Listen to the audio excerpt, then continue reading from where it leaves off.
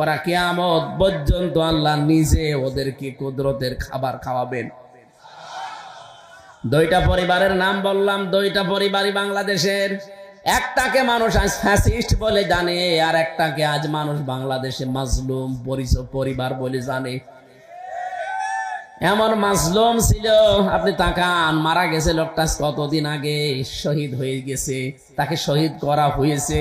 তার বিধবা স্ত্রীকে এক কাপড়ে পর্যন্ত অনেকে হিংসার বশবর্তী হয়ে বাড়ি থেকে বের করে দিয়েছে।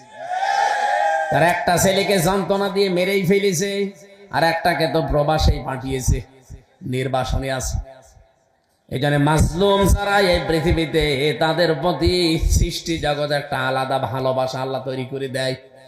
এই দুই পরিবার আপনি স্বামী, বাকি পরিবারের কথাগুলো বাদই দিলাম, এই দুই পরিবার আপনি সামনে রাখেন, আর বাংলার 18 কোটি জনগণকে সামনে রাখেন।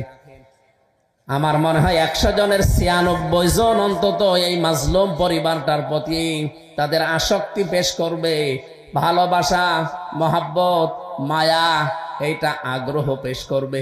আর 100 জনের হয়তো 4 জন হয়তো ওই পরিবারকে বলবে, না, এইভাবে মারা ঠিক হয়নি, অন্যভাবে মারার দরকার ছিল।